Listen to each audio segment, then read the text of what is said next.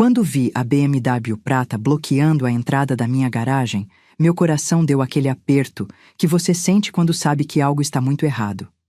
Era 22 de dezembro, 6 da tarde, e o frio de Campos do Jordão já cortava a pele.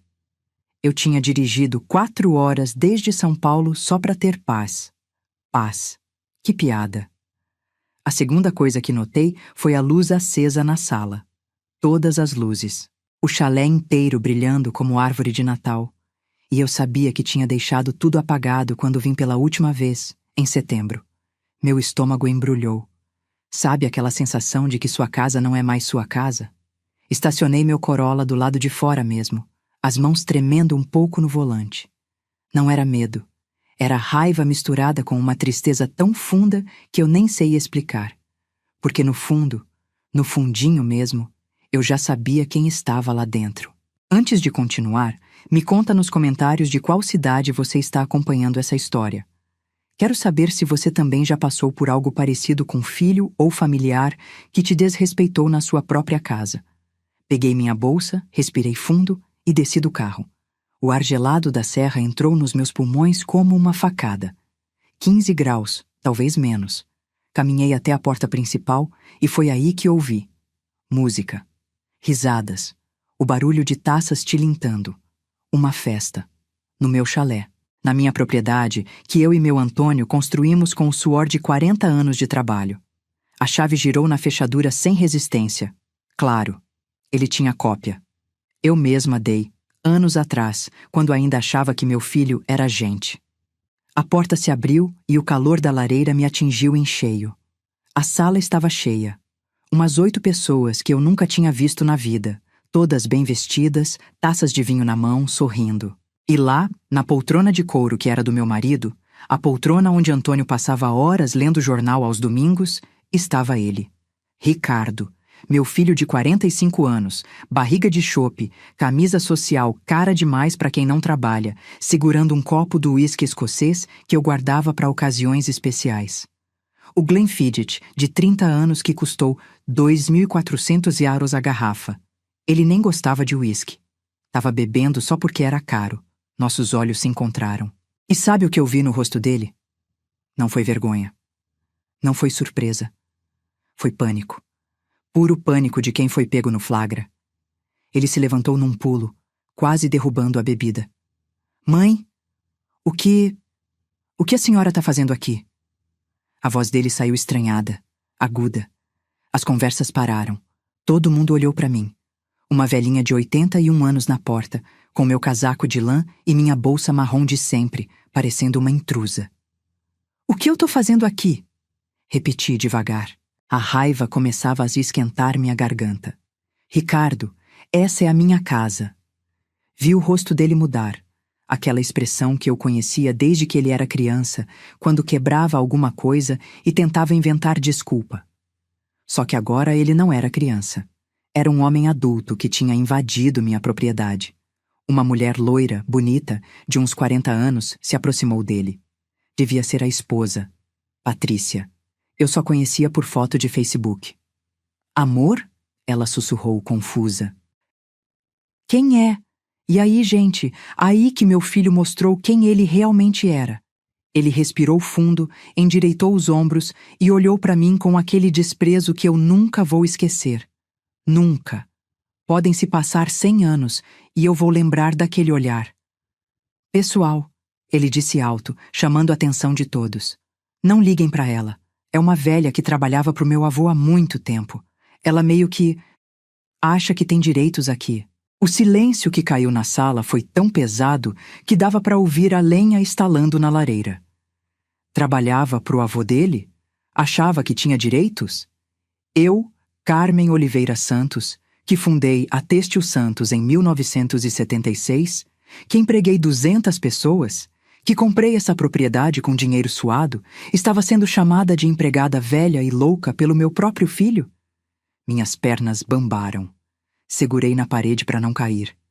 Ricardo! Minha voz saiu fraca, e eu odiei isso. Odiei parecer frágil na frente daqueles estranhos. Mãe! Ele cortou duro. Pelo menos teve coragem de me chamar de mãe. A senhora não devia estar aqui. Nós combinamos que eu ia usar a casa nesse fim de ano. Mentira. Mentira descarada. A gente não combinou nada. Fazia 8 meses que ele não falava comigo. Desde março, quando eu disse que não ia mais pagar o aluguel daquela cobertura ridícula nos jardins. 15 mil thalers por mês. 15 mil reais para ele morar num apartamento de 300 metros quadrados, enquanto eu, a dona do dinheiro, morava num apartamento de 2 quartos na Vila Mariana. Um homem mais velho, cabelo grisalho, se levantou do sofá. Ele usava camisa xadrez e calça jeans simples. Tinha cara de gente boa, sabe? Daquelas pessoas que trabalham a vida inteira e não devem nada para ninguém. Ricardo, o homem disse, olhando para mim com certa preocupação. Essa senhora parece meio confusa. A gente não devia chamar alguém? Um médico, sei lá. Confusa? Eu? Ricardo aproveitou a deixa como um rato aproveita queijo em ratoeira. Sogro. Ela tem uns probleminhas. Demência senil, sabe como é? Fica inventando que é dona de propriedades, que tem dinheiro. Ele riu. Meu filho riu de mim. Coitada. Meu avô cuidou dela por pena quando ela ficou viúva, mas agora ela vive criando essas histórias. Eu olhei para ele e juro que foi como olhar para um estranho. Como que um bebê que eu carreguei na barriga, que eu amamentei, que eu acordei de madrugada quando tinha febre, podia estar fazendo isso comigo? A esposa dele, Patrícia, segurou o braço do marido, solidária. Amor, que situação difícil. Você devia ter me contado que ela tinha esses episódios. Episódios? Eu estava tendo um episódio? Moço, eu disse, olhando para o homem de cabelo grisalho que tinha falado de médico. A voz saiu mais firme agora. Meu nome é Carmen Oliveira Santos. Eu sou a proprietária legal desse imóvel. Comprei esse terreno em 1984 com meu marido, Dr. Antônio Santos, e construímos esse chalé em 1985. Tá tudo registrado em cartório. Ai, meu Deus! Uma mulher que devia ser a sogra de Ricardo suspirou com pena. Tadinha. Tá vendo, João? É igualzinha àquela vizinha nossa que também ficou assim. Achava que era dona do supermercado. Comparando eu com louca de bairro? Sério? Ricardo deu um passo na minha direção. Alto, forte, intimidador. Mãe, a senhora tá fazendo papel ridículo. Essas pessoas são minha família. Meus sogros, cunhado, primos da Patrícia. A gente veio passar o Natal aqui na minha casa de campo. Agora, por favor, vamos resolver isso com calma. Eu ligo pro Dr. Henrique, seu geriatra, e a gente te leva de volta para São Paulo amanhã cedinho, tá? Dr. Henrique? Eu nem tinha geriatra. O homem estava inventando até nome de médico. Sai da minha frente, Ricardo. Eu disse baixo. Perigoso. Ele não saiu. Ou o quê, mãe? A senhora vai fazer o quê? Foi nessa hora que um rapaz mais novo, devia ter uns 30 anos, largou a cerveja e ficou olhando para mim com a cara estranhada. Pera aí, ele disse. Eu conheço essa mulher. Todo mundo olhou para ele. Como assim você conhece? Patrícia perguntou. O rapaz pegou o celular, mexeu um pouco e mostrou a tela para a sala. Cara, eu lembro dessa matéria. Minha mãe era costureira e trabalhou na fábrica dela nos anos 80. Dona Carmen Santos, da Têxtil Santos. Ela era tipo uma empresária famosa. Saiu até na Veja uma vez. O silêncio voltou. Mas agora era diferente. Agora tinha dúvida no ar. Ricardo ficou branco. Branco que nem a neve que às vezes cai aqui em Campos. Gustavo, você tá confundindo as coisas. Ele tentou rir, mas a risada saiu falsa. Mesma idade, só isso. Não, mano. O rapaz aumentou uma foto antiga no celular e mostrou. Olha a foto. É ela. Exatamente ela. Patrícia pegou o celular da mão do primo. Vi os olhos dela indo da tela pro meu rosto, do meu rosto pra tela. A ficha caindo em câmera lenta. Ricardo, ela disse devagar. Você me disse que sua família te deserdou. Que você se fez sozinho. Que essa casa foi você quem comprou com seus investimentos. Pronto. A primeira mentira desmoronando. O sogro dela, seu João, se levantou também, pegou o celular e leu a matéria em voz alta. Carmen Oliveira Santos, fundadora da Têxtil Santos, encerrou as atividades da empresa em 2010 após quase 40 anos de sucesso no ramo de confecções industriais. A empresária, viúva do médico Antônio Santos desde 2015, declarou que pretende se dedicar à família e aproveitar a aposentadoria. Ele olhou para o genro. Ricardo, que história é essa? Meu filho abriu a boca. Fechou. Abriu de novo. Parecia peixe fora d'água. Sogro, eu posso explicar. Explica, eu disse. E dessa vez, minha voz saiu dura que nem pedra. Explica para essas pessoas como você pegou a chave da casa da sua mãe viúva de 81 anos e invadiu a propriedade dela. Explica como você tá bebendo o uísque que era do seu pai. Explica como você me chamou de louca na frente de todo mundo. Uma mulher mais velha, devia ser a sogra, levou a mão na boca. Meu Deus do céu! Não é assim, Ricardo tentou. Mãe, a senhora tá fazendo confusão. Eu avisei que ia vir, lembra? A senhora deve ter esquecido, por causa da idade. Eu não esqueci nada, Ricardo. Você nem atende minhas ligações faz meses. Mãe. E outra? Continuei pegando minha bolsa e procurando o celular. Se você acha que eu tô mentindo, que tal a gente resolver isso agora? Vou ligar pra polícia. Deixa eles checarem quem é o dono dessa propriedade. Vi o pânico explodir no rosto dele. Não precisa disso. Pelo amor de Deus, é Natal. Vamos resolver em família. Família? Repeti. Você acabou de me chamar de maluca e aproveitadora na frente de estranhos, Ricardo. Que família? Patrícia deu um passo para trás, se afastando do marido. Dava para ver a confusão no rosto dela. A ficha caindo, sabe? Peça por peça do quebra-cabeça se encaixando e formando uma imagem muito feia. Ricardo, ela disse, a voz tremendo. Me diz que não é verdade. Me diz que você não mentiu sobre tudo isso. Ele olhou para a esposa. Olhou para mim. Olhou para os sogros. E aí, fez a pior escolha possível. Atacou. Claro que eu menti, explodiu. Você acha que eu ia contar que minha mãe é uma pão dura que me cortou só porque eu pedi um empréstimo? Que ela tem milhões guardados e não ajuda o próprio filho? Que ela prefere viver que nem pobre num apartamentinho meia-boca enquanto eu tô ralando para pagar as contas? Milhões? Ralando? Meu Deus, a mentira não tinha fim. Ricardo, eu disse cansada. Você não rala nada. Você nunca ralou. Eu que paguei sua faculdade de administração que você trancou no 3º semestre. Eu que paguei aquele apartamento que você alugou para abrir uma empresa que nunca abriu. Eu que pago até hoje seu estilo de vida de rico, enquanto você não trabalha um dia sequer. Patrícia ficou pálida. Como assim não trabalha? Ele é investidor. Ele tem uma carteira de... Ele não tem nada, cortei. O dinheiro que banca o estilo de vida de vocês sai da minha conta todo mês. Transferência programada. 22 mil reais fixos. Mais o que ele gasta no cartão adicional, que costuma dar uns 40 mil reais. Fiz a conta de cabeça rapidinho. 62 mil reais por mês. 744 mil por ano. Há quantos anos eu sustentava aquele homem adulto? Desde que ele casou, em 2015. 10 anos, 7 milhões de reais. 7 milhões de reais.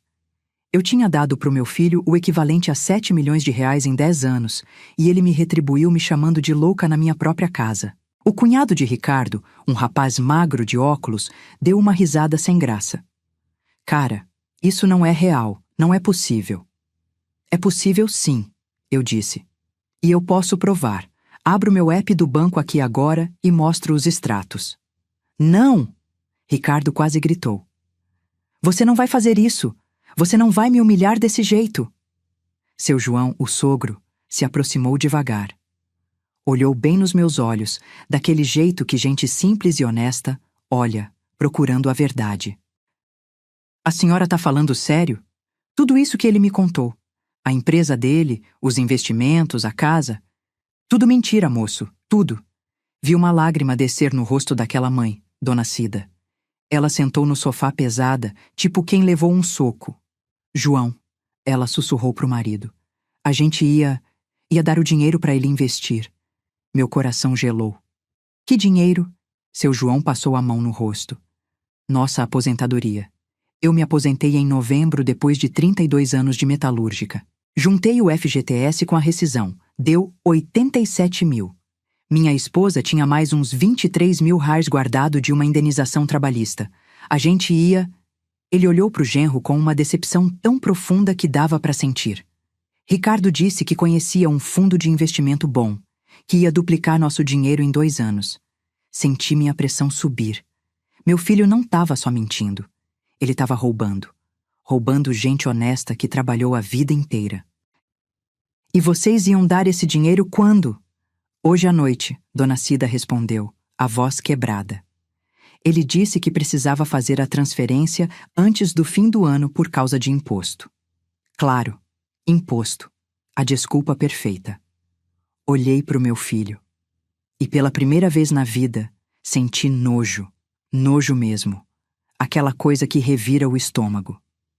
Ricardo, eu disse, cada palavra pesando 1 tonelada. Você ia roubar 110 mil USD dos seus sogros? Não é roubo. Eu ia investir de verdade. Eu só precisava do dinheiro temporário para cobrir umas despesas e... Despesas? Patrícia finalmente acordou. Que despesas, Ricardo? Nossas contas estão em dia. Você mesmo disse semana passada que estava tudo sob controle. Tá sim. Eu precisava... Ele estava se afogando nas próprias mentiras. Foi nesse momento que ouvi o barulho de carro chegando do lado de fora. Depois, passos firmes na varanda de madeira. E aí, a porta se abriu. 2 policiais militares entraram, já com a mão no colete, avaliando a situação. Boa noite, o mais velho disse. Recebemos uma denúncia de perturbação e invasão de propriedade neste endereço. Todo mundo ficou paralisado. Ricardo encontrou a voz primeiro. Oficiais, que bom que chegaram. Ele apontou para mim. Essa mulher invadiu minha casa e tá perturbando minha família. Ela tem problemas mentais. O policial mais novo olhou para mim. Velha de casaco de lã, bolsa marrom, cara de vó. Depois olhou pro Ricardo. Homem alto, casa luxuosa, confiante. Sei exatamente o que ele pensou. Mas o policial mais velho, aquele que já viu muita coisa na vida, ele não julgou pela aparência. A senhora fez a denúncia? Ele me perguntou direto. Não, mas deveria ter feito. Essa propriedade é minha. Esse homem, apontei pro Ricardo, é meu filho e ele invadiu minha casa. Ela tá mentindo, Ricardo gritou. Oficiais, essa é minha casa de campo, minha, eu tenho documentos. Então mostra, o policial disse calmo. Vi meu filho ficar sem chão, porque, é claro, ele não tinha documento nenhum. Eu não trouxe. Tá em São Paulo, no cofre. Que conveniente, o policial respondeu. E a senhora? Olhou para mim. Abri minha bolsa, peguei meu celular. Abri o app do cartório digital que meu contador me ensinou a usar. Escritura. Mostrei a tela. Registrada em 1985. Carmen Oliveira Santos, CPF. Quer que eu leia o número? O policial pegou meu celular, checou a autenticidade do documento digital, verificou meu RG. Depois abriu algum sistema deles no tablet. 3 minutos de silêncio. 3 minutos em que dava para ouvir o coração de Ricardo quase saindo pela boca. Propriedade confirmada. O policial disse. A senhora realmente é a dona registrada deste imóvel. Patrícia soltou um som que era meio choro, meio engasgo. Seu João deixou o corpo cair no sofá, a cabeça nas mãos. E Ricardo me olhou com um ódio tão puro que eu senti nas veias. Senhor Ricardo, o policial disse. O senhor invadiu a propriedade de sua mãe? Eu não invadi, ela me deu a chave. Dei mesmo, confirmei. 3 anos atrás, para usar em emergências, não para fazer festa sem autorização. Mãe, pelo amor de Deus, não faz isso. O senhor pode vir comigo, por favor? O policial pediu a Ricardo. Vamos ter que registrar um boletim. Foi nessa hora que tudo em mim ficou muito, muito claro. Eu olhei para a volta. Vi a garrafa de uísque do meu marido pela metade. Vi as taças de vinho caras que eu e Antônio compramos em Bento Gonçalves. Vi a lareira acesa com as lenhas que eu paguei. Vi minha casa, meu santuário, meu último pedaço de paz, invadido e profanado. E olhei para o meu filho.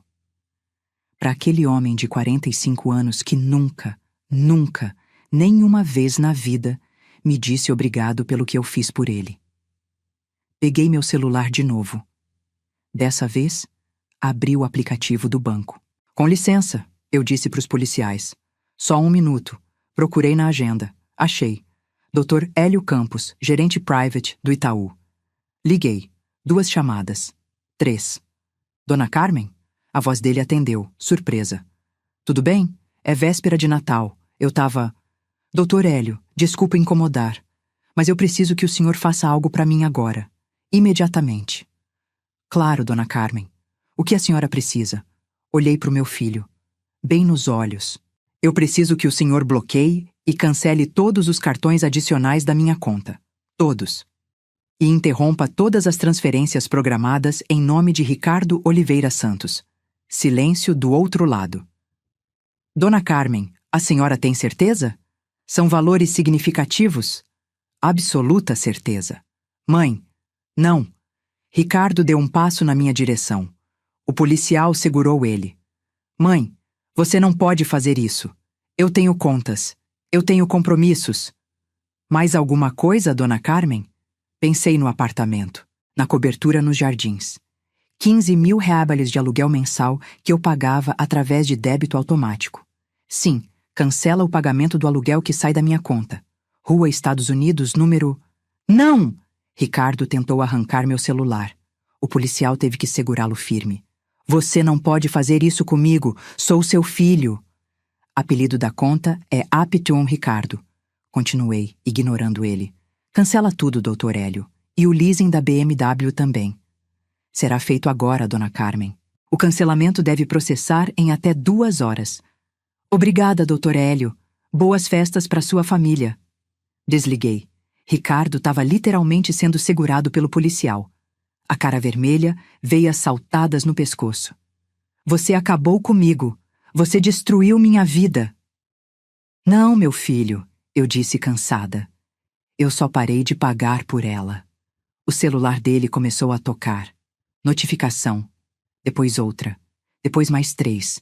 Provavelmente as transações sendo recusadas, os pagamentos cancelados, o mundo caindo. Patrícia olhou para o marido como se não o conhecesse. Seu João olhou para a filha com uma tristeza que partiu meu coração. Pati, ele disse baixinho. Pega suas coisas. Vamos embora. Pai. Agora, filha.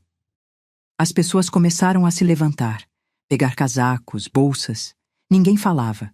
Só o som dos passos na madeira do piso. Ricardo tentou alcançar a esposa. Patrícia, amor, espera. A gente conversa, eu explico. Ela se afastou. Nem olhou para ele. Em 15 minutos, todo mundo tinha ido embora. A casa ficou vazia. Só eu, Ricardo e os 2 policiais. A senhora quer registrar queixa formal? O policial mais velho perguntou. Olhei para o meu filho. Meu único filho. O bebê que eu ninei. O menino que eu levei para a escola. O adolescente que eu consolei quando levou o primeiro fora. Não, eu disse. Mas eu quero ele fora da minha propriedade. Agora. Ricardo me encarou. Vi quando a raiva dele virou desespero.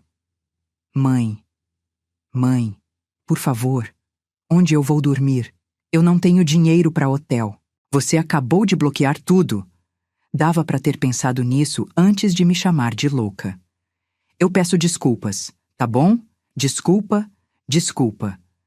Mas não era desculpa de verdade. Era desespero de quem perdeu o sustento.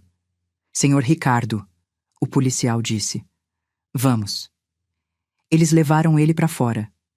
Vi pela janela meu filho entrando no carro dele, que ele não ia mais conseguir pagar, ligando o motor, gastando uma gasolina que ele não ia mais poder comprar e indo embora na estrada escura. Fechei a porta com chave. E aí, sozinha na casa silenciosa, com a lareira crepitando e o vento de Campos do Jordão soprando lá fora, eu desabei. Sentei na poltrona, que era do meu Antônio, aquela que o Ricardo tinha profanado, e chorei. Chorei por tudo. Pelos anos perdidos sustentando um homem que me desprezava. Pelo Natal que eu ia passar sozinha. Pelo filho que eu perdi. Não para a morte, mas para a ganância. Chorei até não ter mais lágrimas. Depois, limpei o rosto, levantei e fui até a lareira. Peguei a foto emoldurada do meu Antônio, aquela que ficava na prateleira. Eu fiz a coisa certa? Perguntei para a foto, para o homem que me conheceu melhor que ninguém. Diz que eu fiz a coisa certa, meu amor. A foto não respondeu, claro. Mas lá no fundo, eu sabia. Tinha feito.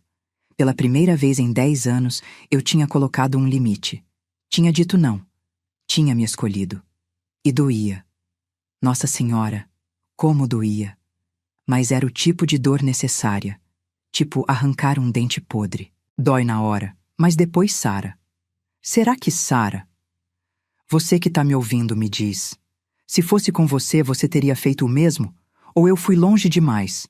Porque naquela noite, véspera de Natal, sozinha no frio da serra, eu não tinha certeza de nada.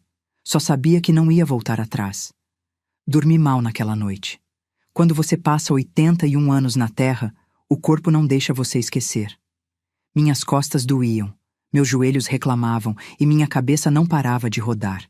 Toda vez que fechava os olhos, via a cara do Ricardo, aquele ódio, aquele desespero. Será que eu tinha sido cruel demais? Levantei às 6 da manhã, quando o sol ainda estava começando a clarear por trás das montanhas. Fiz café na cafeteira italiana que eu e Antônio compramos numa viagem para Gramado em 2010.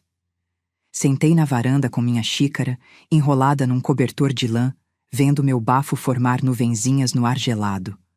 O celular tocou às 6h47. Ricardo, ignorei. Tocou de novo às 6h52. Ignorei. Mensagem às 7h03. Mãe, preciso falar com você, é urgente. Outra às 7h15. Por favor, só atende. Às 7h28. Tá feliz agora? Conseguiu o que queria? Me destruir? Desliguei o celular. Mas a coisa é que desligar o celular não desliga a cabeça da gente, né? Não tem botão pra isso. Fiquei ali na varanda, tomando meu café frio porque eu tinha esquecido de beber enquanto pensava, e me perguntando pela milésima vez se eu tinha feito certo. Foi aí que lembrei de uma coisa. A planilha. Eu tinha uma planilha no computador de casa com todos os gastos do Ricardo. Tudo mesmo. Cada transferência, cada pagamento de cartão, cada boleto. Meu contador, seu Mário, tinha insistido que eu documentasse tudo por precaução. Precaução pra quê? Eu não sabia na época. Agora eu sabia. Voltei pra dentro, liguei meu notebook velho, demorou uns 5 minutos pra ligar, coitado. Tava na hora de trocar, e abri o arquivo. Despesas Ricardo, 2015 a 2024.is/ILSX. Meu Deus do céu. Comecei a ler linha por linha, e a cada número que via, meu estômago embrulhava mais. Janeiro de 2015, R$8.400 aluguel. Bais, 12.340, cartão de crédito. Plais, 3.200 carro. Tá 23.940. Fevereiro de 2015, R$8.400. Plais, 18.760. Plais, 3.200 para 30.360. Março de 2015, 8.400 mais, 9.880. 3.200 dá 21.480. Fui descendo, 10 anos de planilha, 120 meses. As transferências programadas eram sempre 22.000 afixos. Mas o cartão, meu Deus, o cartão variava absurdamente. Teve mês de 67.000 reais, 67.000 reais em cartão de crédito. Cliquei na aba de detalhamento que seu Mário tinha criado. Lá estava tudo discriminado. Cada compra, cada lugar. Dezembro de 2019. Detalhamento cartão. Reserva Fazano Angra, 18.400, 5 diárias. Apple Store, iPhone 11 Pro. Max, 8.999, Restaurante Fazano, 3.240. Shopping, JK, Iguatemi, 4.560. Armani, Lacoste, Hugo Boss. Posto de gasolina, 890. Adega Wine, 6. 700. Academia Bodytech, mensalidade anual. 4.800. Outros, 19.411. Total, 67.000. Eu lembro desse mês. Lembro porque foi o ano que eu passei o Natal sozinha. Ricardo disse que ia viajar a trabalho. A trabalho. Ele era em Angra dos Reis, num resort de luxo, gastando quase 20.000 reais em 5 dias, enquanto eu comia bacalhau requentado no Natal. Continuei lendo. Março de 2020. Detalhamento. Dr. Carlos Mendes. Procedimento estético. 15 Hallers. 000. Nota. Implante capilar. Meu filho tinha feito implante capilar de 15.000 reais, com o meu dinheiro, sem me avisar. Junho de 2021. Detalhamento. Relojoaria Vivara. Rolex Submariner. 52.000 Hallers, 52.000 reais num relógio. Enquanto eu usava o mesmo relógio Citizen que o Antônio me deu em 1998, senti a bile subir na garganta. Julho de 2022. Detalhamento. Concessionária BMW. Entrada nova. BMW XI5, 35.000 reais. Nota, primeira parcela leasing, 8. 200 mês. Agosto de 2023. Detalhamento. Tokenstock, mobília, apartamento, 28.700, Samsung, TV, 75 polegadas, 9.400, outros, 8.340, total, 46.440. Ele tinha mobilado o apartamento inteiro, gastado quase 50.000 reais em móveis e eletrônicos, no apartamento que eu pagava o aluguel. Desci até a última linha da planilha, a linha de total. Valores transferidos, 2015 e 2024. 2.640.000 reais valores. Gastos em cartão adicional, 2015, 2024. 4.392. 340 pagamentos de aluguel, 2019, 2024. 900.000 as parcelas de veículos, 2018, 2024. 689.600 total. Gasto, 9.121.940. 9.121.940 reais. Quase 10 milhões de reais em 10 anos. Minha visão ficou embaçada. Não sei se era lágrima ou pressão alta. Provavelmente os dois.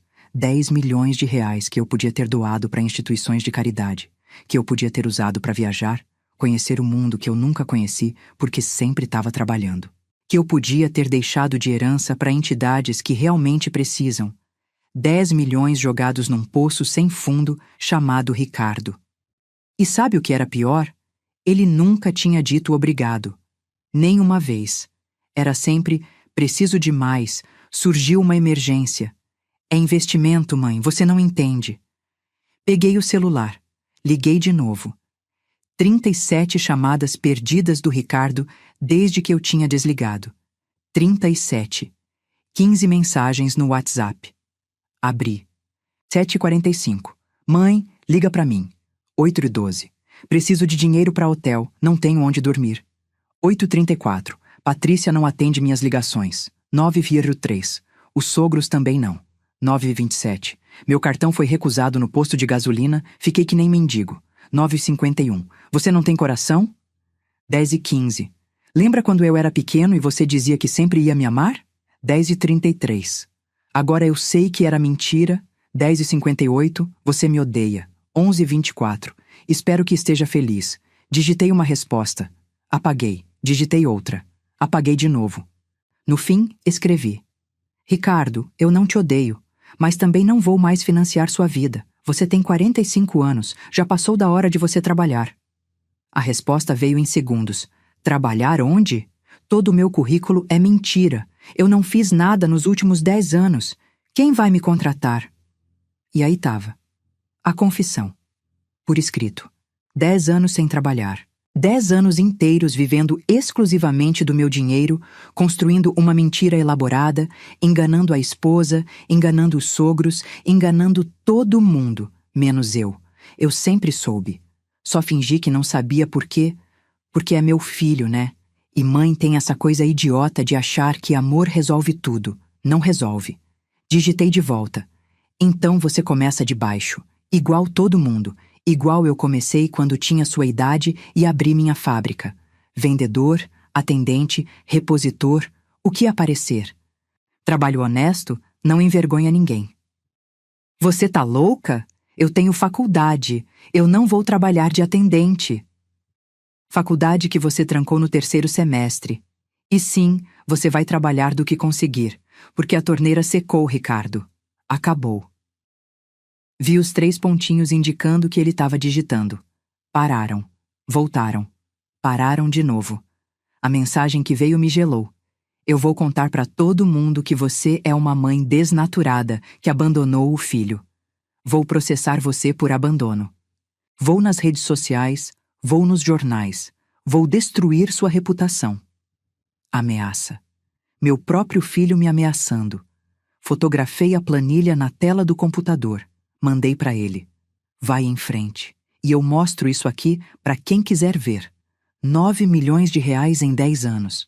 Vamos ver quem a opinião pública vai apoiar. A mãe de 81 anos que sustentou o filho adulto por uma década ou o filho parasita que ameaça a própria mãe. Os pontinhos sumiram. Não voltaram. Bloqueei o número dele. Me senti péssima e aliviada ao mesmo tempo, sabe? Tipo, quando você arranca um band-aid, dói, mas pelo menos acabou. O telefone fixo tocou. Quase não atendi, achando que era ele ligando de outro número. Mas aí vi no identificador. Mário Contador. Atendi. Dona Carmen? Bom dia. Tudo bem? Oi, seu Mário. Tudo sim. E o senhor? Dona Carmen, eu... Ele hesitou. A senhora cortou mesmo o Ricardo? Notícia voa rápido. Cortei, ontem à noite. Graças a Deus. Ele suspirou aliviado. Desculpa a sinceridade, mas eu venho pedindo para a senhora fazer isso faz anos. Eu sei, seu Mário. A senhora viu a planilha? Acabei de ver. 9 milhões. 9.121.940. Ele corrigiu, com a precisão de contador. Mas, Dona Carmen, tem uma coisa que a senhora precisa saber. Meu coração acelerou. O quê? Eu recebi um e-mail do departamento jurídico do banco hoje cedo. O Ricardo tentou fazer um empréstimo usando o chalé de Campos como garantia. O mundo girou. Como assim? Ele foi num banco, apresentou documentos falsos dizendo que o imóvel estava no nome dele e tentou conseguir um empréstimo de 300 mil reais usando o chalé como garantia. 300 mil reais. Meu chalé. Minha história com o Antônio. Nossas memórias. Ele ia usar como garantia de empréstimo. Quando isso aconteceu? Semana passada. Quinta-feira, dia 14. O banco checou a documentação, viu que era falsa e negou na hora. Mas eles abriram um protocolo de fraude. Dona Carmen, seu filho pode responder criminalmente por isso. Senti minhas pernas fraquejarem. Sentei na cadeira da cozinha. Ele ia perder minha casa? Se o empréstimo fosse aprovado e ele não pagasse? Sim, o banco executaria a dívida e tomaria o imóvel, minha casa, meu refúgio, meu último pedaço de paz. Ele ia tomar de mim. Seu Mário, o que eu faço? A senhora não precisa fazer nada. O banco já tomou as providências legais, mas eu sugiro que a senhora registre um boletim de ocorrência também, para se proteger de futuras tentativas. Ele pode tentar de novo? Pode tentar, mas agora que tem um alerta de fraude no CPF dele, vai ser muito mais difícil. Agradeci, desliguei e fiquei ali sentada, olhando para a parede. Meu filho tinha tentado roubar minha casa. Não era mais só ganância, era maldade. Era...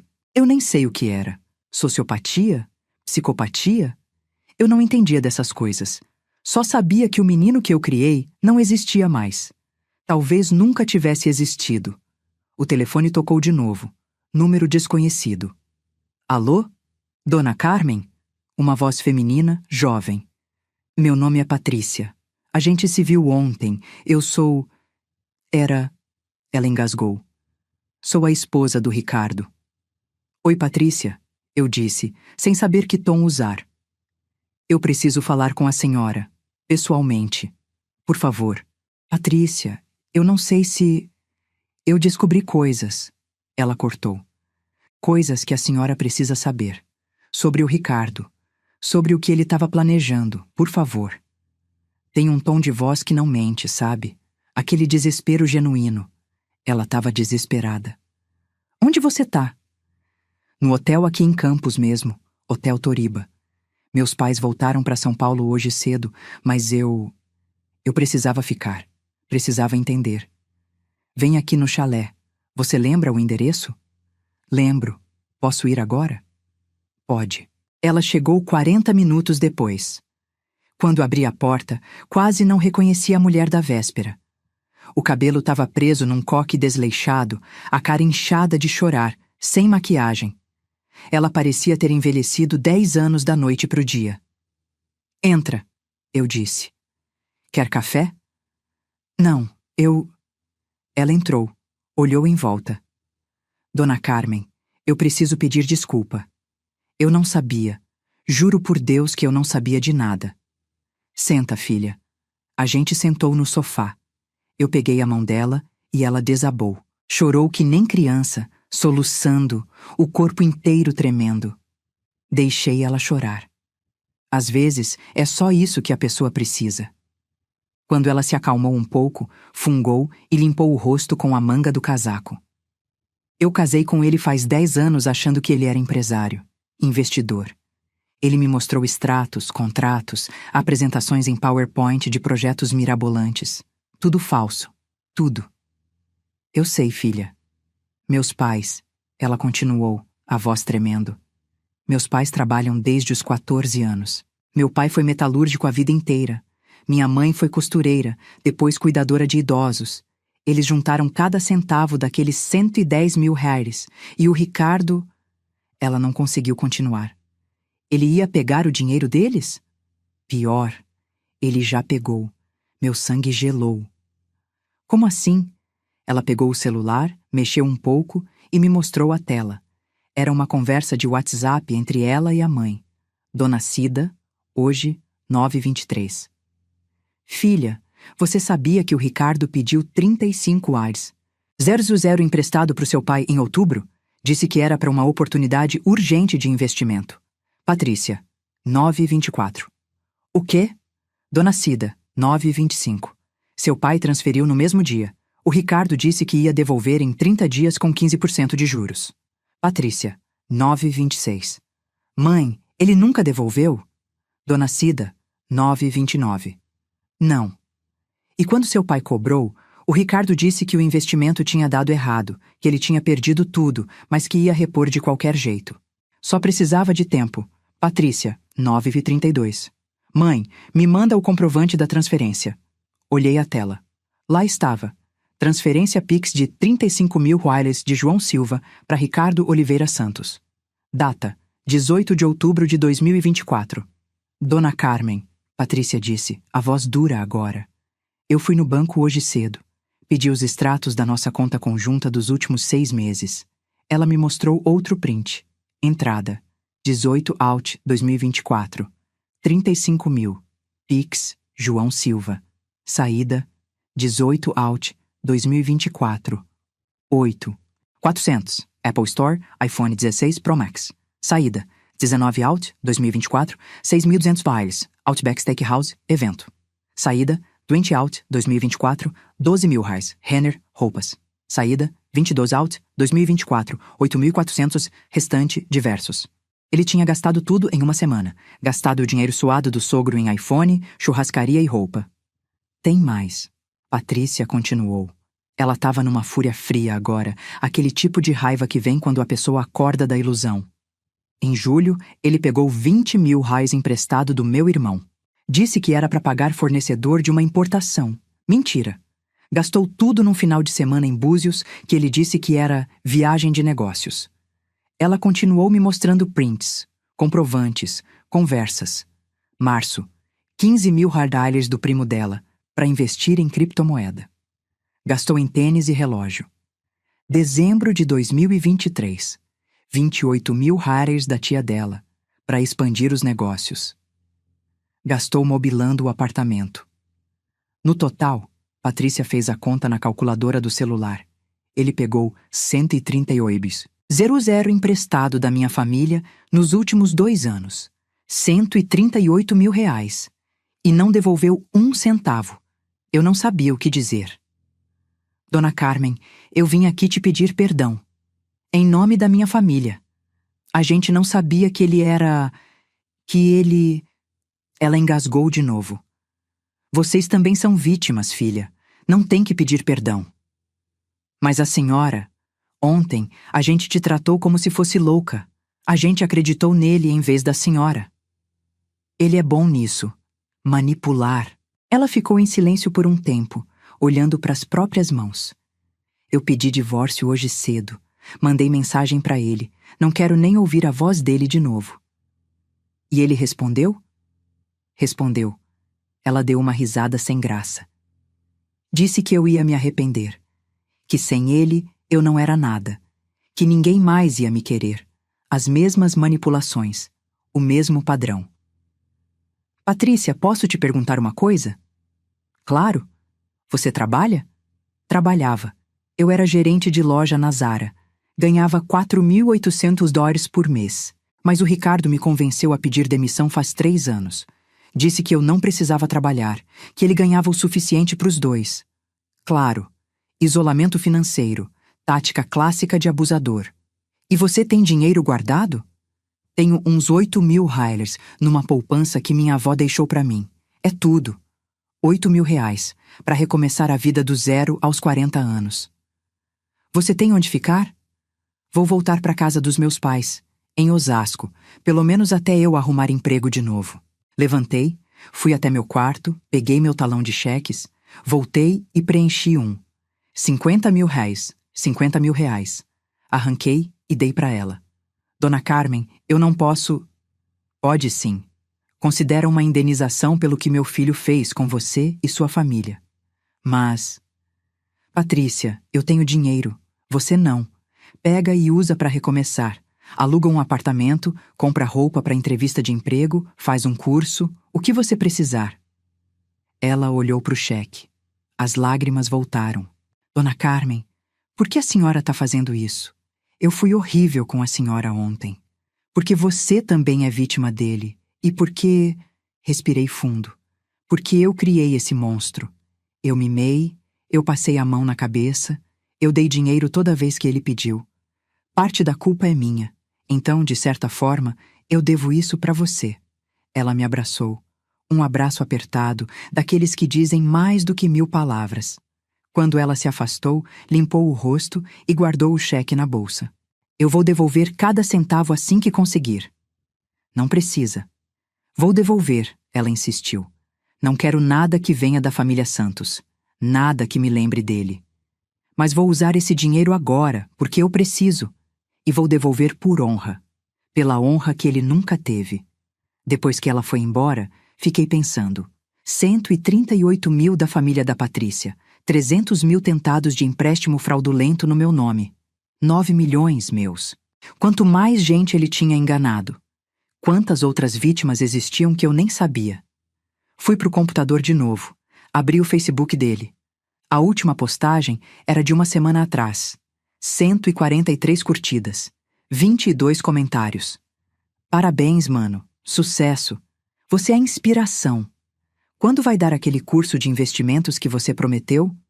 Curso de investimentos. Ele ia dar curso de investimentos. Scrollei mais. Achei outras postagens. Setembro. Foto num restaurante caro. Comemorando resultados incríveis com meu time. Liderança é servir. Julho. Foto da BMW. Novo brinquedo. Resultado de trabalho duro e foco. Conquista suada. Junho. Foto com a Patrícia numa praia. Férias merecidas em Angra com meu amor. Trabalhar muito para aproveitar muito. Tudo mentira. Cada post, cada foto, cada legenda. Uma vida inteira de mentiras. Li os comentários. Tinha gente pedindo dica de investimento.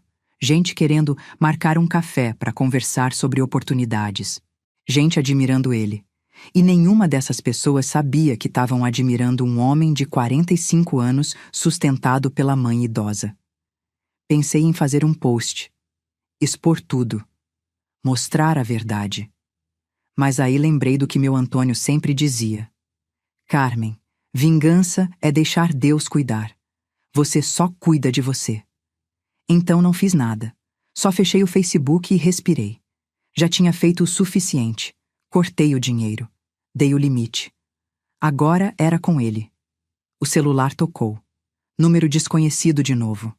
Atendi, achando que era Patrícia. Era Ricardo. Não desliga, ele disse rápido. Por favor, só me escuta. Quase desliguei. Mas alguma coisa me fez ficar na linha. Eu tô ferrado, mãe. Completamente ferrado. Eu sei. Não, você não sabe. A voz dele quebrou. Eu tô num hotel vagabundo em Taubaté, pagando 89 a diária porque é o que eu consegui com o dinheiro que tinha na carteira. Meu cartão tá bloqueado. Minha conta tá zerada. Patrícia pediu divórcio. Os sogros não falam comigo. E eu... Ele soluçou. Meu filho de 45 anos soluçando no telefone. Eu não tenho ninguém. Parte de mim quis ceder. Aquela parte mãe que sempre quer proteger, sempre quer salvar. Mas eu me segurei. E eu preciso de você, ele gritou. Você é minha mãe. Você não pode me abandonar assim. Ricardo, eu não te abandonei. Eu só parei de bancar seu estilo de vida falso. Mas eu não tenho nada, nada, nem para comer. Então arruma um emprego. De quê? Eu não sei fazer nada. Aprende. Silêncio do outro lado. Depois, bem baixinho. Você me odeia tanto assim? E aí eu falei uma verdade que doeu em mim tanto quanto doeu nele. Não, Ricardo, eu não te odeio. Eu te amo. Sempre vou te amar porque você é meu filho. Mas eu não gosto de você. E não confio em você. E não vou mais te dar dinheiro. Nunca mais.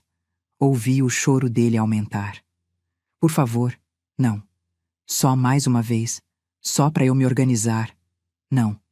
Mãe. Não, Ricardo. Acabou. Desliguei. Bloqueei o número. E chorei. Chorei porque amor de mãe não acaba. Mas às vezes ele precisa ser duro. Precisa ser firme. Precisa dizer não, mesmo quando cada fibra do seu corpo tá gritando para dizer sim. Chorei porque eu perdi meu filho. Não pra morte, mas pra ganância. E talvez eu nunca mais recupere ele. Chorei porque eu tinha 81 anos. Tava sozinha num chalé no meio da serra. E o único filho que eu tinha no mundo me odiava. Mas também chorei de alívio. Porque pela primeira vez em 10 anos, eu não tava mais sendo sugada. Não tava mais sendo usada. Eu era livre. E liberdade, descobri naquele dia frio de dezembro, às vezes dói mais do que prisão. Mas ainda é liberdade. Passaram-se 3 dias desde aquela ligação. 3 dias de silêncio absoluto. Nenhuma mensagem, nenhuma ligação, nada. Parte de mim ficou preocupada, aquela parte mãe que nunca desliga completamente, sabe? Mas toda vez que pegava o celular pensando em ligar para ele, eu lembrava: 9 milhões de reais, 138 mil da família da Patrícia, a tentativa de fraudar minha casa, e guardava o celular de volta. Era dia 25 de dezembro, Natal. Passei a manhã sozinha, aquecendo uma lasanha congelada que tinha trazido de São Paulo. Tentei não pensar em como os natais eram diferentes quando Antônio era vivo, quando a casa cheirava a peru e rabanada, quando tinha risada e música e vida. Agora só tinha silêncio e uma velha de 81 anos comendo sozinha. O telefone fixo tocou às 2 da tarde. Número do porteiro do meu prédio em São Paulo. Dona Carmen? Desculpa incomodar no Natal. Sem problema, seu Reinaldo. O que foi? Tem um rapaz aqui embaixo querendo subir. Diz que é seu filho, mas ele tá... Pausa. Ele tá meio alterado, sabe? Nervoso. Tá gritando que precisa pegar umas coisas no apartamento. Meu coração disparou.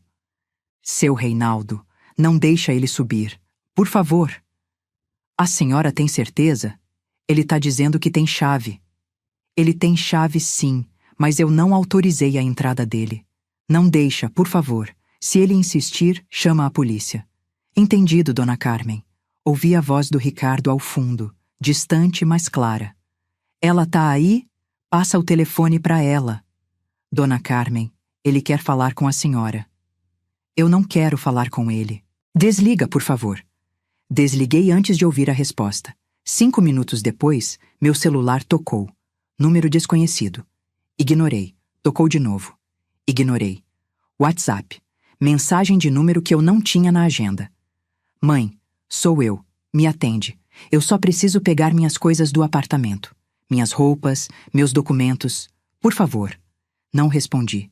Outra mensagem. Eu tô na rua. Literalmente na rua. O hotel me botou pra fora porque meu dinheiro acabou. Eu preciso de roupa limpa pelo menos. Continuei sem responder. Você vai me deixar na rua no Natal? Bloqueei o número. Mas a culpa veio que nem onda, me afogando. Meu filho na rua, no Natal, e eu aqui, com uma casa inteira só pra mim.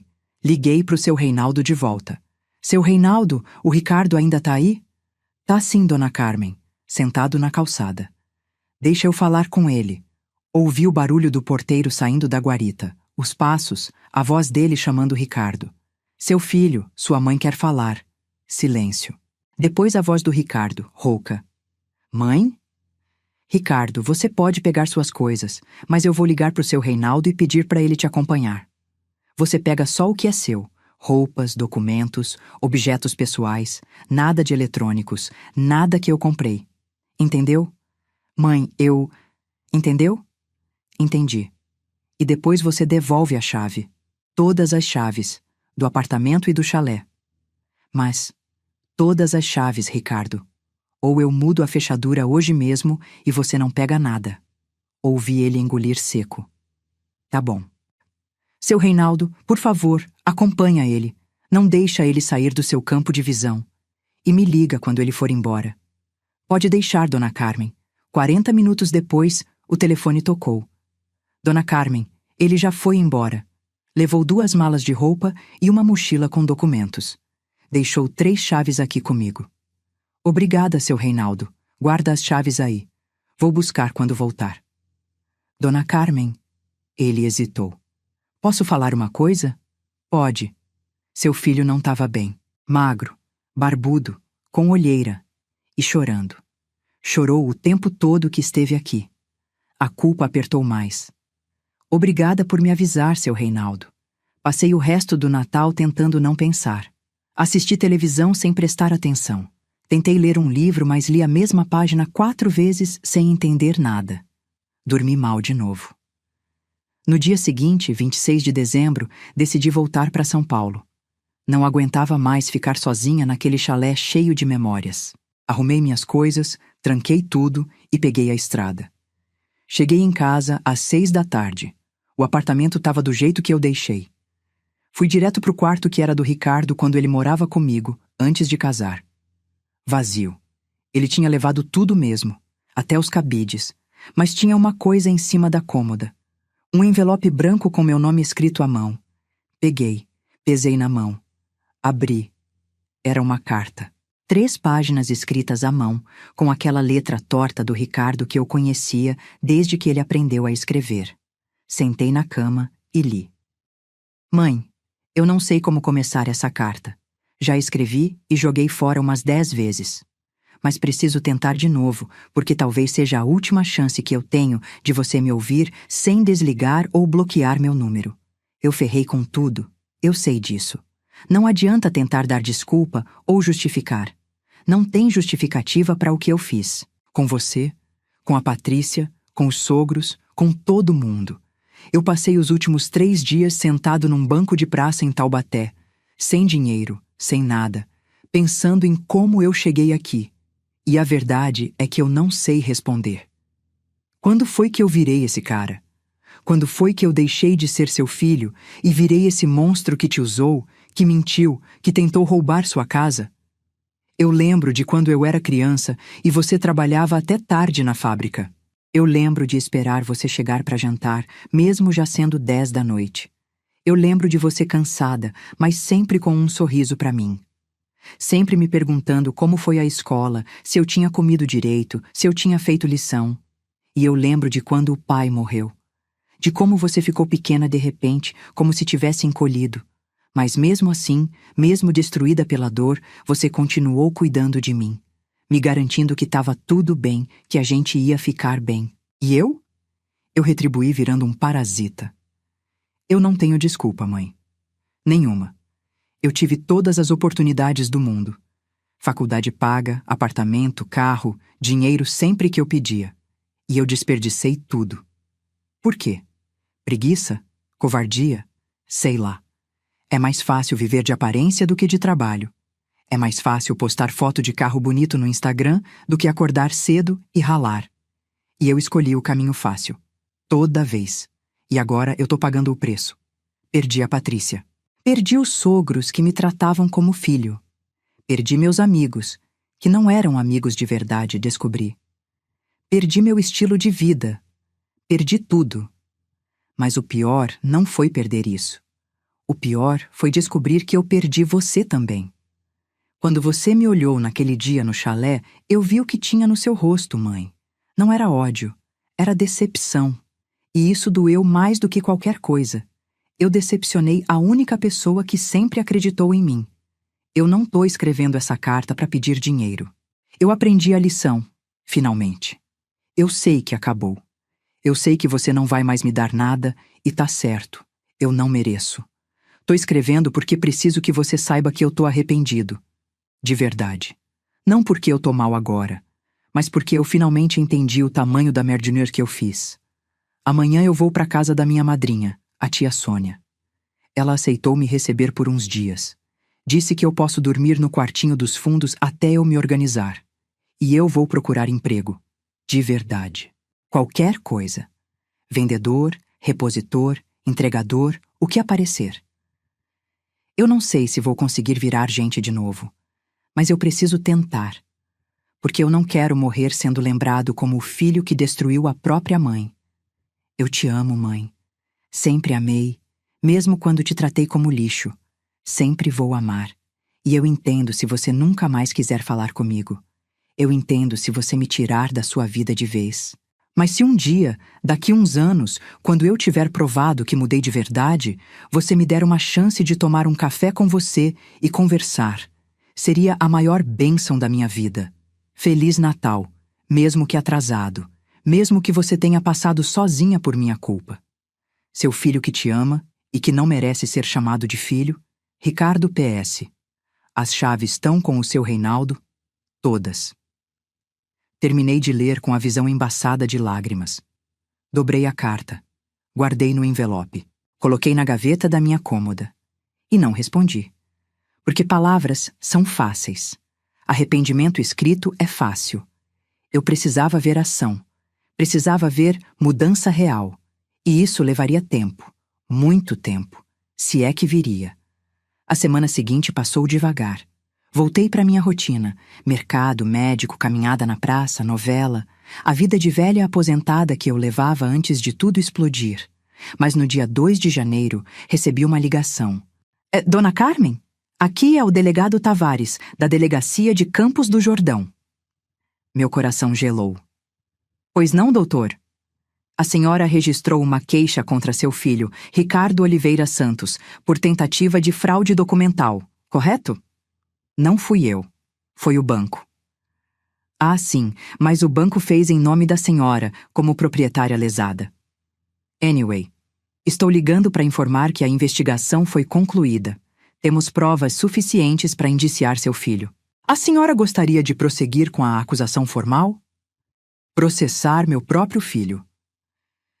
Se eu processar, o que acontece? Fraude documental para obtenção de empréstimo é crime previsto no artigo 171 do Código Penal. Ele pode pegar de 1 a 5 anos de reclusão. Mas como é réu primário, provavelmente pegaria pena alternativa. Prestação de serviços, multa, essas coisas. 5 anos de cadeia. Meu filho. E se eu não processar? Aí o caso é arquivado, mas fica registrado no sistema. Se ele tentar algo parecido de novo, o histórico vai pesar contra ele. Posso pensar? Claro, a senhora tem 30 dias para decidir. Agradeci e desliguei. 30 dias para decidir se eu mandava meu filho para a cadeia ou não. Liguei para a pessoa mais sensata que eu conhecia, minha amiga Dalva, viúva que nem eu, que morava no mesmo prédio. Dalva, preciso da sua opinião. Contei tudo, do começo ao fim. Os 9 milhões, a invasão, a carta, o processo. Ela me ouviu em silêncio. Quando terminei, ela suspirou. Carmen, posso ser honesta? Por favor. Você já puniu ele cortando o dinheiro.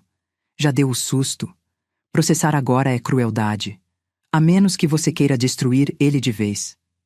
Eu não quero destruir ele, Dalva. Eu só quero que ele aprenda. Então não processa. Deixa o registro lá como aviso. Mas não processa. Porque se processar, você nunca mais vai ter paz. Vai carregar a culpa de ter colocado seu filho na cadeia pelo resto da vida. Ela tinha razão.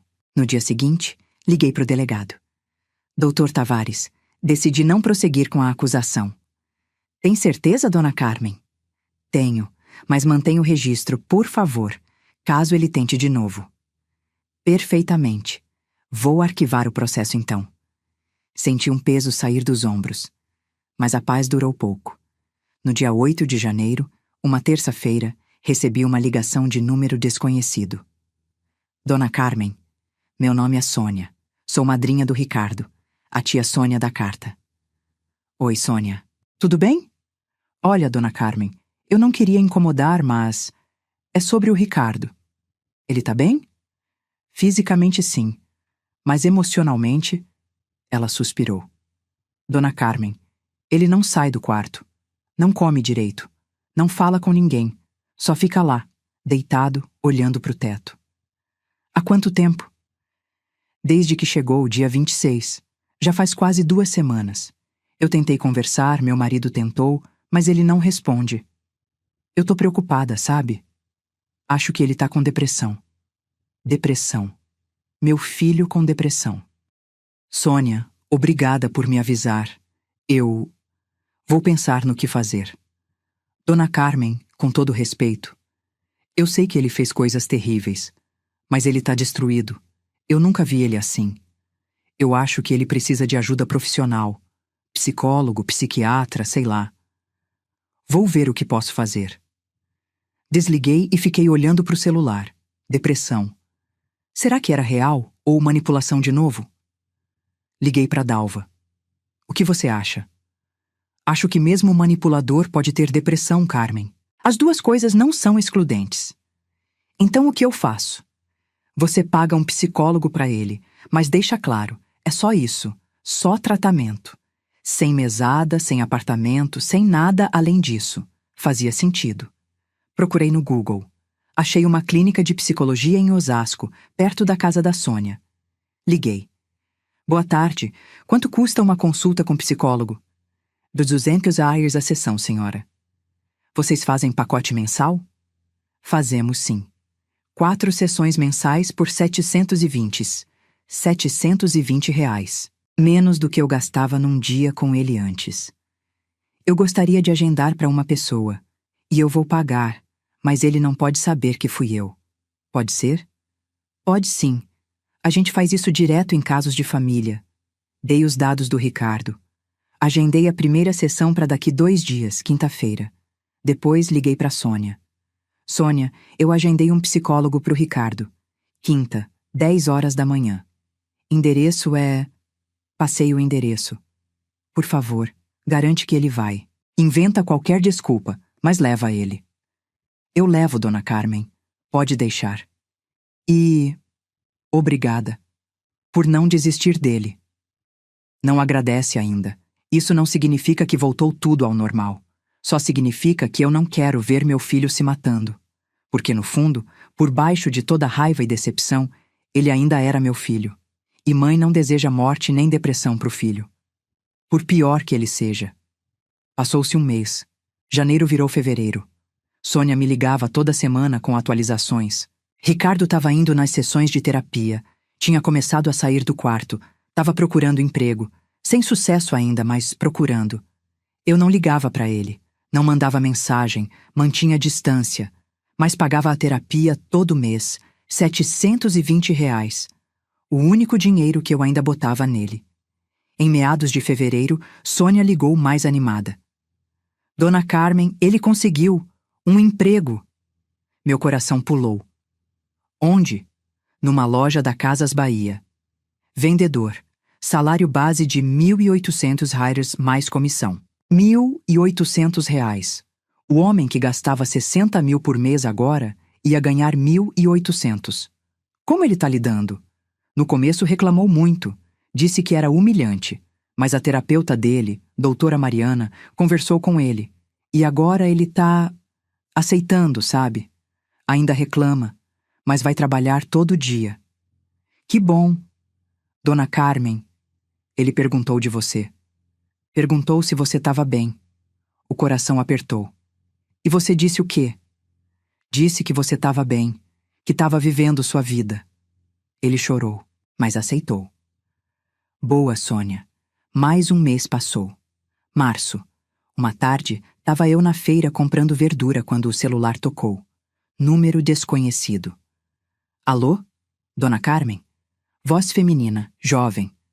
Aqui é da doutora Mariana, psicóloga do seu filho Ricardo. Sim? A senhora poderia vir aqui na clínica? Hoje, se possível? Preciso conversar sobre o caso dele. Aconteceu alguma coisa? Nada grave, mas preciso falar pessoalmente. A senhora pode? Posso. Que horas? 5 horas, tá bom? Tá. Às 5 em ponto eu tava na clínica. Uma recepcionista me levou para a sala da doutora Mariana, uma mulher de uns 40 anos, cabelo cacheado, óculos de grau. Dona Carmen, muito prazer. Senta, por favor. Sentei. Doutora, o que aconteceu? Nada aconteceu. Pelo contrário, na verdade. Eu queria conversar sobre a evolução do Ricardo. Tá melhorando? Sim e não, ela suspirou. Vou ser direta. Seu filho tem traços narcisistas fortes. Não é transtorno de personalidade completo, mas tem as características.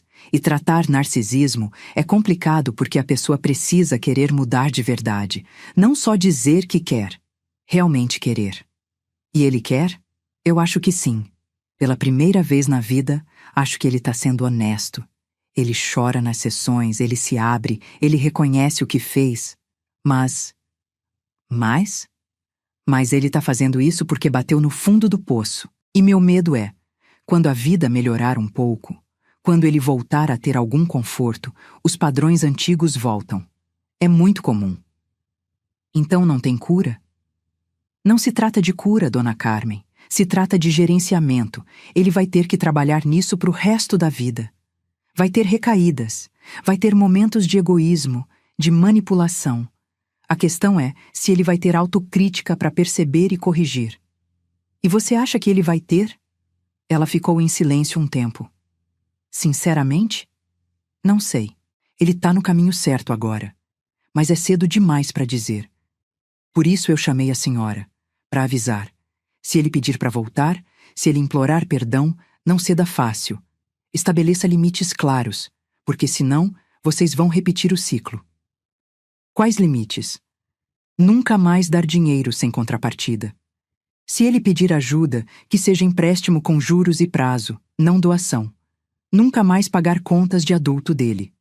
Se ele quiser morar sozinho, que trabalhe e pague. E principalmente, não aceite promessas vazias. Exija provas de mudança, meses de provas, anos, se necessário. Anotei mentalmente cada palavra. Obrigada, doutora. Eu que agradeço por pagar o tratamento dele. Muita gente desistiria. Eu também já pensei em desistir.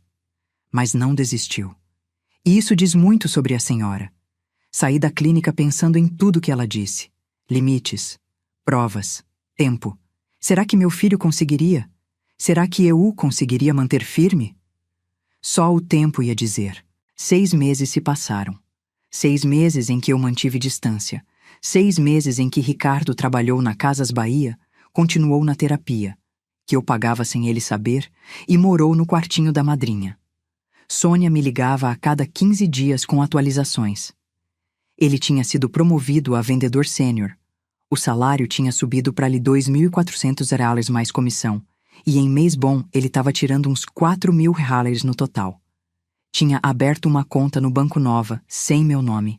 Tinha comprado um celular simples, parcelado em 12 vezes de 89 viraus. Tava juntando dinheiro para alugar uma kitnet. Em julho, ela ligou diferente. A voz estava emocionada. Dona Carmen, você precisa ver uma coisa. Vou mandar no WhatsApp. Era uma foto. Ricardo de uniforme da loja, segurando um certificado. Vendedor do mês, junho 2025. Ele estava mais magro. A barriga de chope tinha sumido. O cabelo cortado simples. E nos olhos, tinha alguma coisa diferente.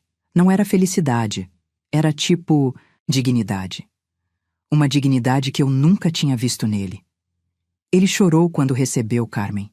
Chorou que nem criança. Disse que era o primeiro prêmio que ele ganhava na vida por mérito próprio. Senti um nó na garganta.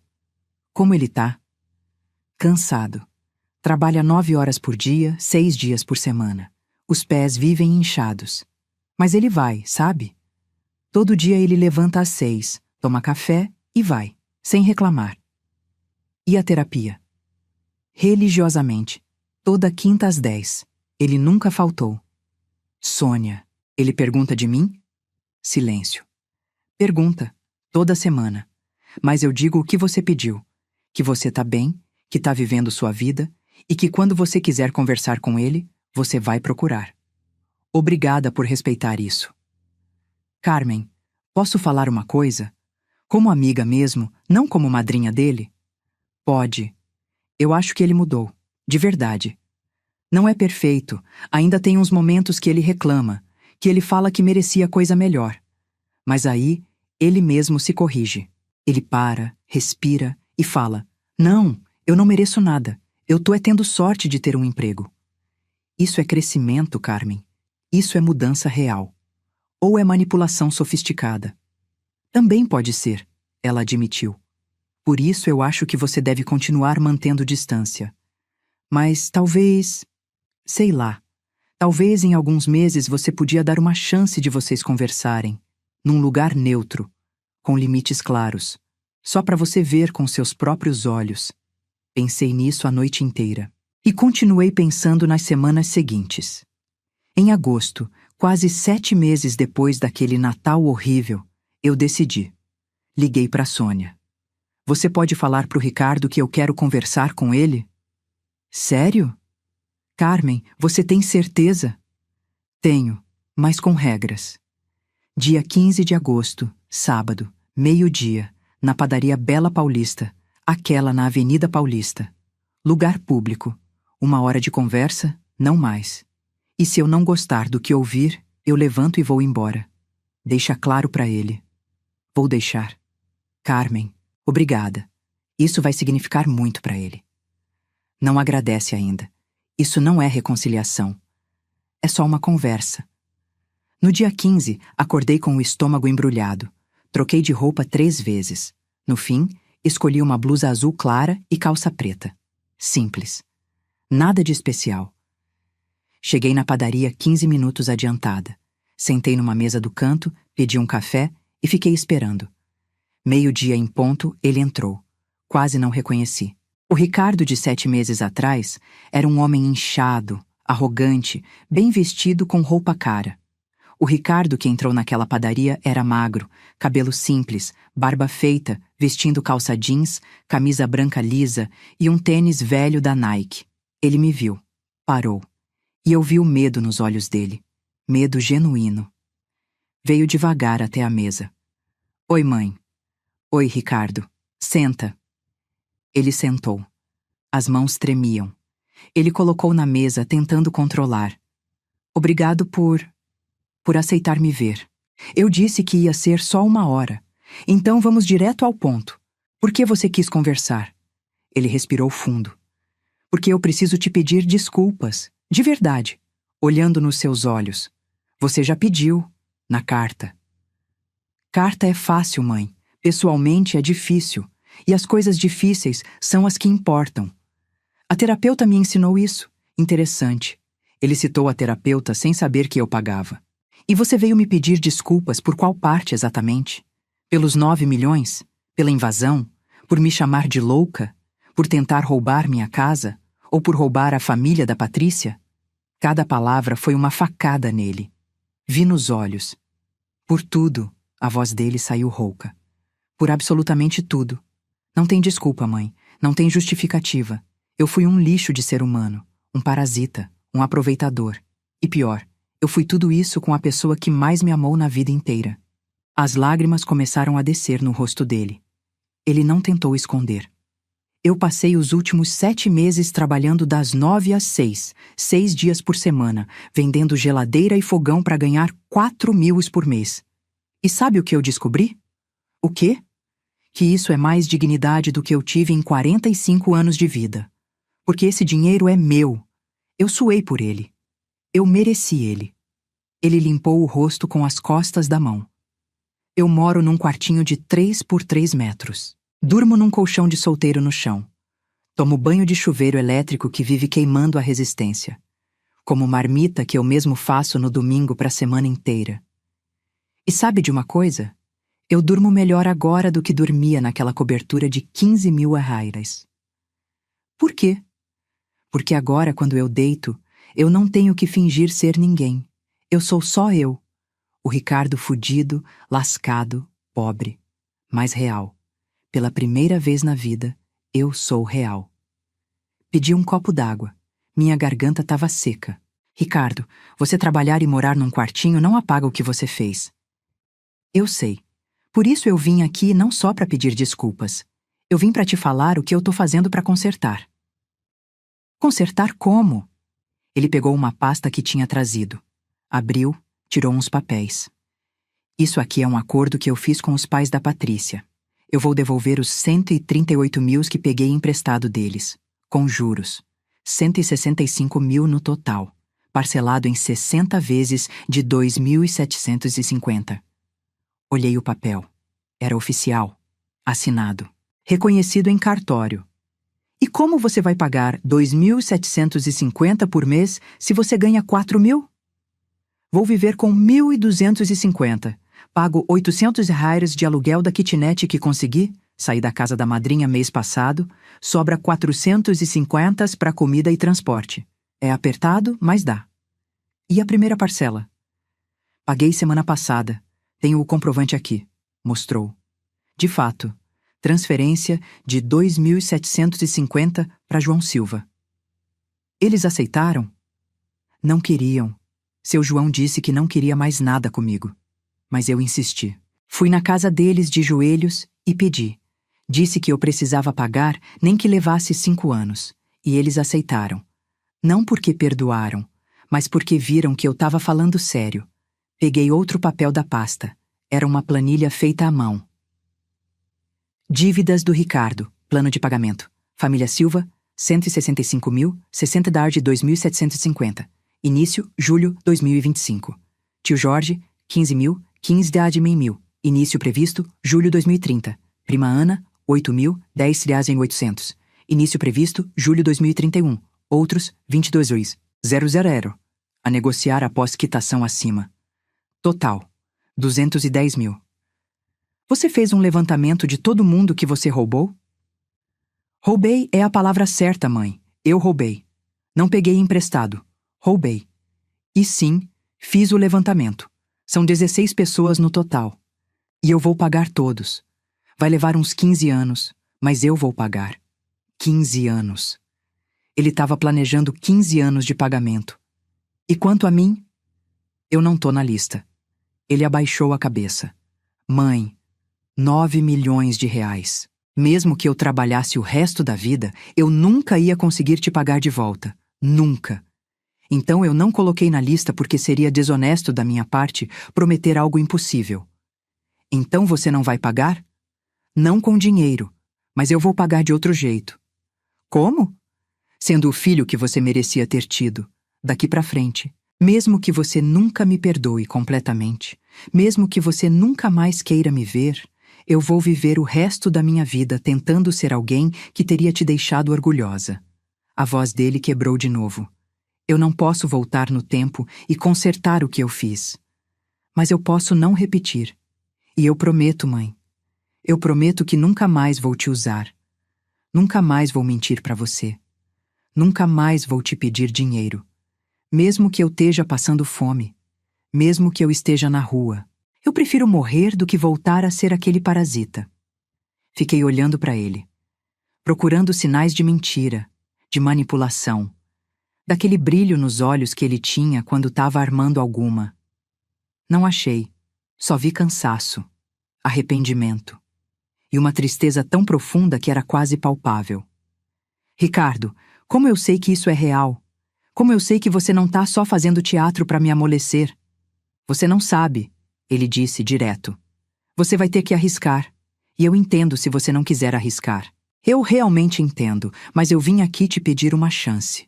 Só uma, de provar que eu mudei. Que tipo de chance? Me deixa fazer parte da sua vida de novo. Não como antes. Não morando junto, não recebendo dinheiro, nada disso. Só, me deixa te ligar de vez em quando. Me deixa te visitar no seu aniversário. Me deixa te levar no médico se você precisar. Me deixa ser seu filho de novo. Mesmo que seja um filho à distância, com limite, com regra. Mas seu filho. O garçom veio perguntar se a gente queria pedir alguma coisa. Pedi outro café. Ricardo pediu água. Quando o garçom foi embora, eu respirei fundo. Se eu aceitar, vai ser com condições. Qualquer condição, mãe. Primeira, você continua na terapia. Não sei quanto tempo, mas no mínimo mais 1 ano. Eu já pretendo continuar. Me ajuda muito. Interessante.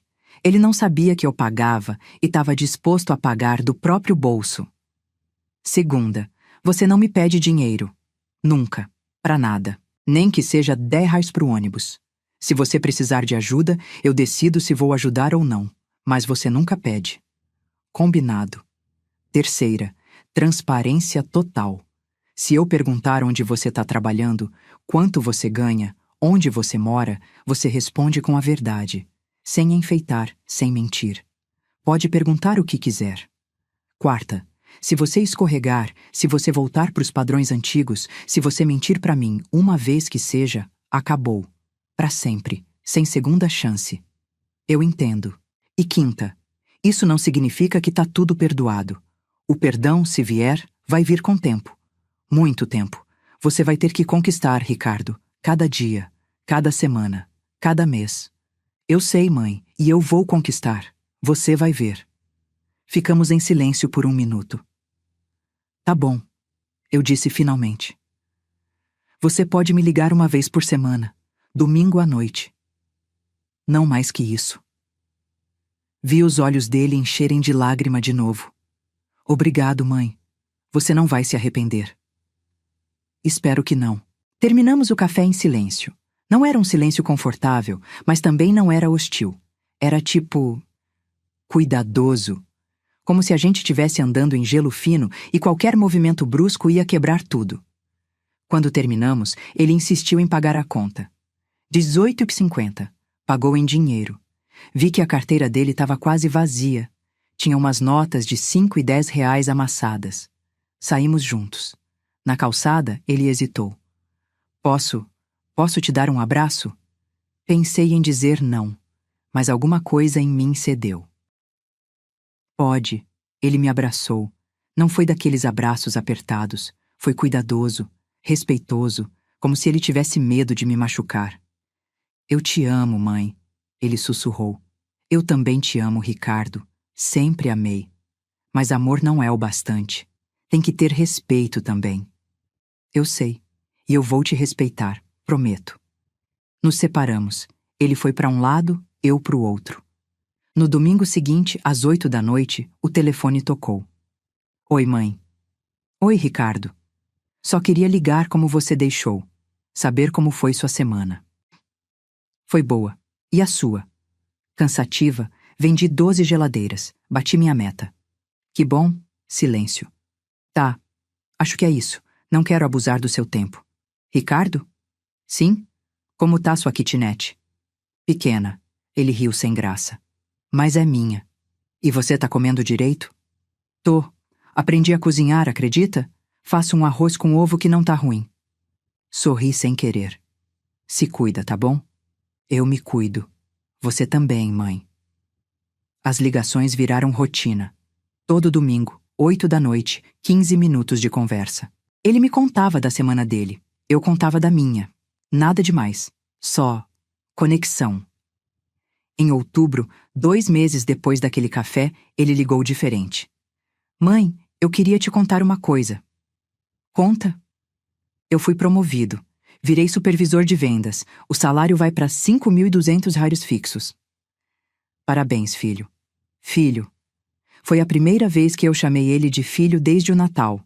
Ouvi o choro do outro lado. Obrigado por dizer isso, mãe. Em novembro, ele me ligou num sábado, fora do horário combinado. Mãe, desculpa ligar fora de hora. Mas eu queria te perguntar uma coisa. Fala. Você aceitaria jantar comigo, no seu aniversário, dia 3 de dezembro? Nada chique, só uma pizza ou algo assim. Mas eu queria estar com você no seu aniversário. Meu aniversário. 82 anos. Aceito. Sério? Sério. Eu vou buscar você. 7 horas? 7 horas tá bom. No dia 3 de dezembro, ele chegou pontualmente às 7. Buzinou. Desci. Ele estava dirigindo um Gol 2015, branco, meio amassado. Comprei mês passado, ele disse meio sem graça. Usado, 28 mil, financiado em 48 vezes. Não é BMW, mas é meu. É lindo, eu disse. E era verdade. Porque era dele de verdade. Fomos numa pizzaria simples em Pinheiros. Pedimos uma pizza média de mussarela. 52 reais. Ele insistiu em pagar. Mãe, eu trouxe uma coisa para você. Pegou um embrulho pequeno da mochila. Abri. Era um porta-retrato. Simples, de madeira clara. E dentro, uma foto minha e dele.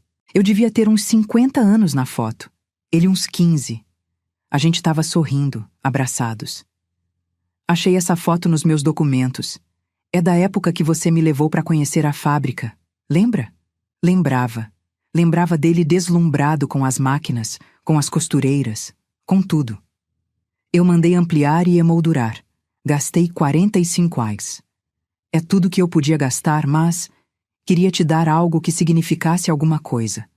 Olhei para a foto, para o menino que ele era, para o homem que ele podia ter sido, para o homem que talvez ele ainda pudesse se tornar. Obrigada, filho. Eu vou guardar com carinho.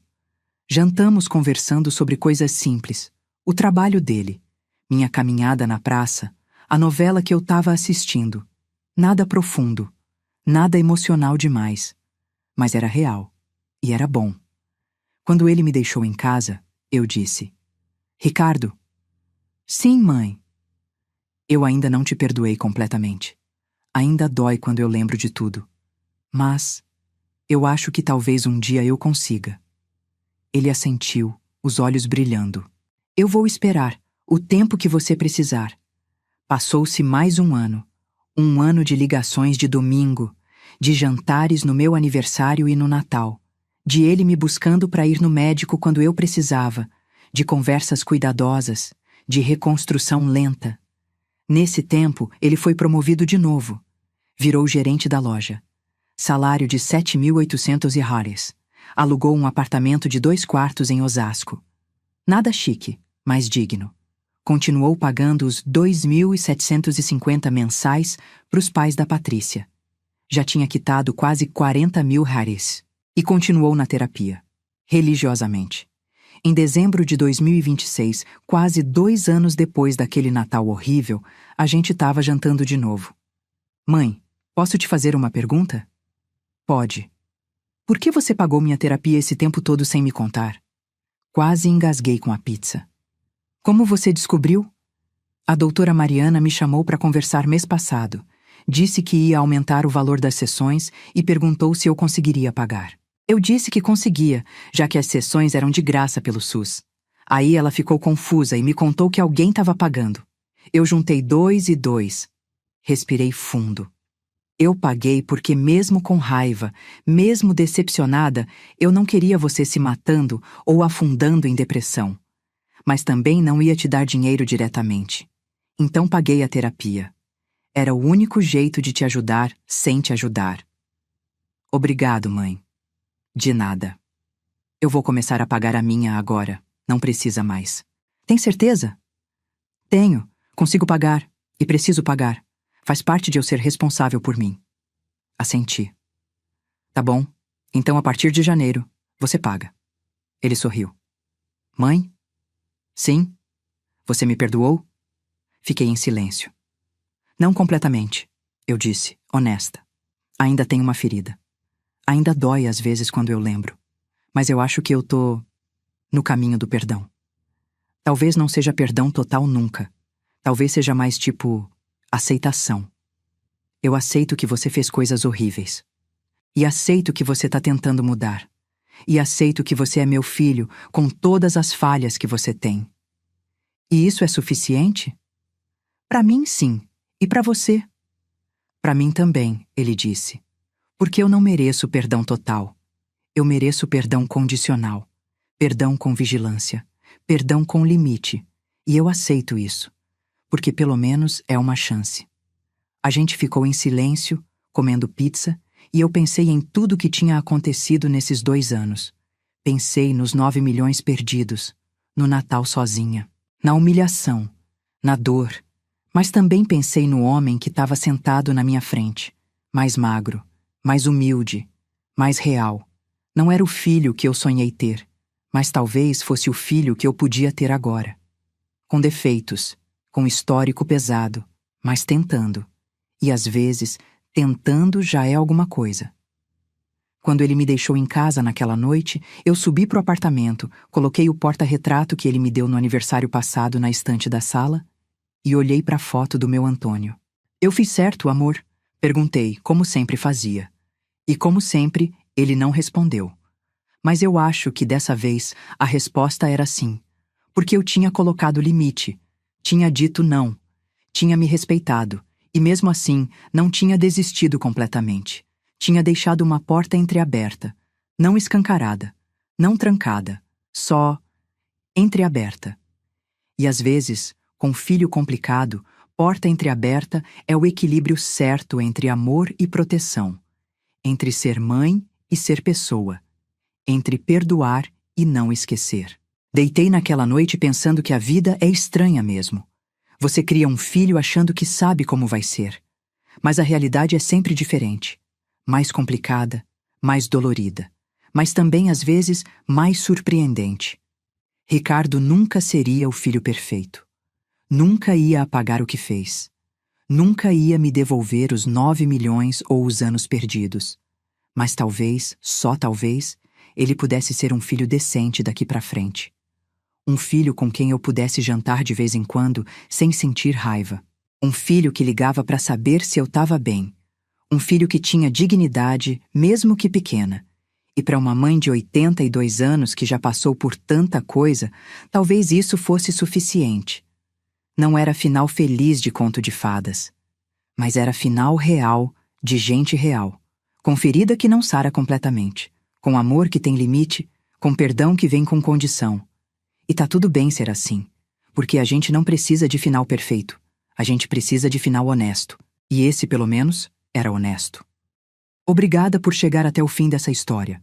Se ela te tocou de alguma forma, se você também já passou por algo parecido com filho, familiar ou alguém que te usou e depois pediu perdão, deixa um comentário contando de onde você tá me ouvindo. Quero saber que a gente não tá sozinha nisso. Porque a verdade é essa. Família é complicado. Amor é complicado. Perdão é complicado. Mas a gente faz o melhor que pode. E às vezes, o melhor que a gente pode é colocar limite sem perder a compaixão. É dizer não sem deixar de amar. É perdoar sem esquecer. E é seguir em frente, com cicatriz e tudo, mas seguir. Um dia de cada vez. Uma ligação de domingo de cada vez.